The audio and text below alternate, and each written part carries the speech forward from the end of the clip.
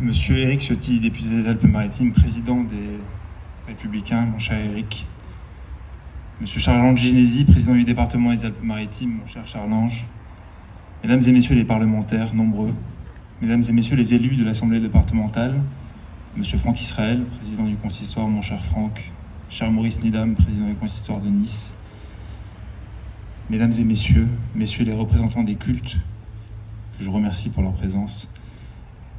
Bonjour à tous.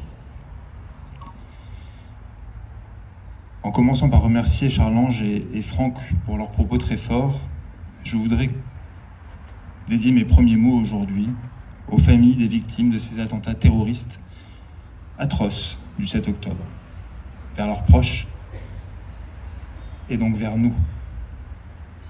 En effet, nous sommes tous proches de ces enfants, de ces femmes, de ces hommes, de ces grands-parents, de ces familles entières qui ont été sauvagement assassinées, brûlées, violées, chez eux, un jour de Shabbat. Comment cela pourrait être différent ? Comment pourrions-nous ne pas nous sentir directement touchés par cette atrocité ? Lorsque je dis « nous », ne vous méprenez pas. Je ne parle certainement pas des Français de confession juive. Je parle tout simplement de nous, Français, républicains. Je parle de nous tous, car cette cause est celle de la lutte contre le terrorisme. Comme l'a brillamment écrit dans un autre contexte ma femme ce matin, chaque otage est notre enfant, chaque otage est notre famille.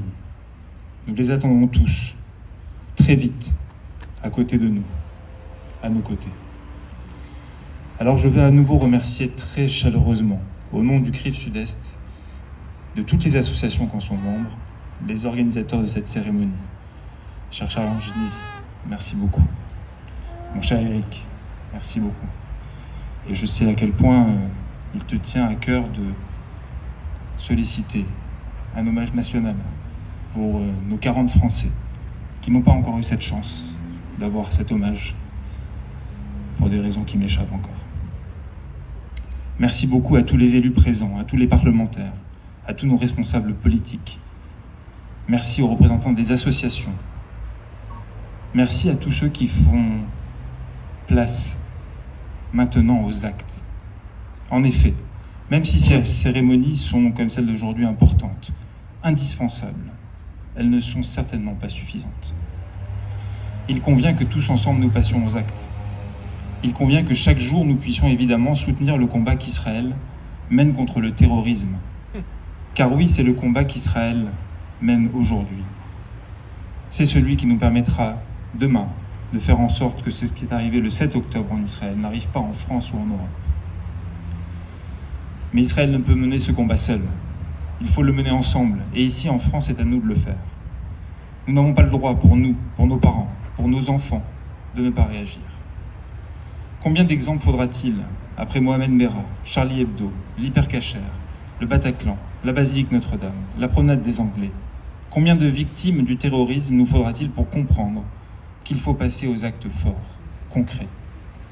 Les actes portés par certains de nos responsables politiques locaux et nationaux, qui, nonobstant les critiques, les menaces, ne font pas dans l'entre-deux, ne changent pas de cap et tracent la voie de l'exemplarité républicaine. Et je veux dans le département souligner l'action de ces hommes, que sont notamment Éric Ciotti, que sont notamment Charles-Ange Ginésy, Christian Estrosi, Jean Léonetti, qui est là, mon cher Jean, David Lisnard, Joseph Ségura, Louis Nègre, Jérôme Viau. La liste est longue. Nous avons des hommes politiques forts qui font face et qui, malgré les menaces, parce qu'ils en subissent, ils en reçoivent, malgré les contestations locales ou nationales, font face. Et nous devons les en remercier.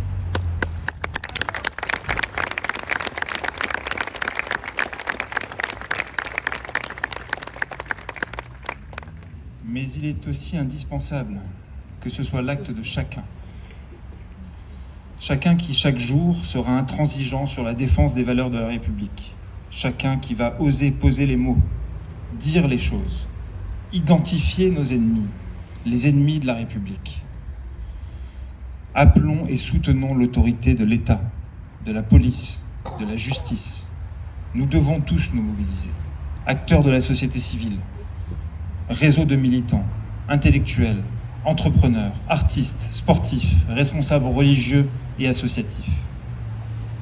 Comment certains peuvent-ils encore penser aujourd'hui, sans se décrédibiliser, que ces 1200 victimes atrocement assassinées par les terroristes du Hamas nous seraient étrangères car mortes en Israël et non juste à côté de nous? Comment pouvoir encore accepter sans se décrédibiliser que la priorité de certaines organisations internationales ne soit pas de militer chaque jour pour la libération immédiate des otages? Comment croire, sans se décrédibiliser, que le mouvement Hamas n'est pas autre chose qu'un mouvement terroriste, animé par une haine dépassant très largement les frontières de Gaza? Comment pouvoir croire encore aujourd'hui, sans se décrédibiliser, ne pas condamner le Hamas en le nommant comme il doit l'être, comme étant un mouvement terroriste? Comment croire encore aujourd'hui, sans se décrédibiliser, que condamner fermement le Hamas serait contraire à la défense de la cause palestinienne? Comment croire aujourd'hui, sans se décrédibiliser, que défendre la cause palestinienne nécessiterait de traiter Israël d'assassin ou d'exprimer une haine à l'encontre des Juifs de France ou du monde? Comment croire aujourd'hui encore, sans se décrédibiliser, que condamner l'islamisme radical terroriste serait faire un amalgame avec nos frères de confession musulmane qui en sont victimes, comme nous le sommes tous, même si certains ne l'expriment pas assez? Le terrorisme islamiste méprise la vie humaine, refuse la diversité, déteste la liberté. Alors aujourd'hui, je veux vous dire, comme je l'ai dit dimanche dernier à l'occasion des rassemblements à Nice contre l'antisémitisme, que la République et la communauté juive de France ont toujours été fortement liées. Leur sort et leur bien-être ont toujours été fortement liés. Et aujourd'hui, tous ensemble, nous devons rappeler à ceux qui doivent bien le comprendre que la République n'a pas peur, que la République est debout, que la communauté juive, membre active de la République, dont elle est l'une des symboles, n'a pas peur.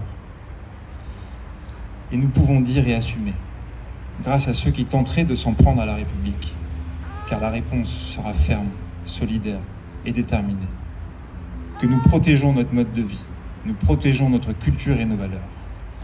Cela demande du courage, de la lucidité et de la détermination. Et croyez-moi, nous en avons beaucoup. Merci beaucoup.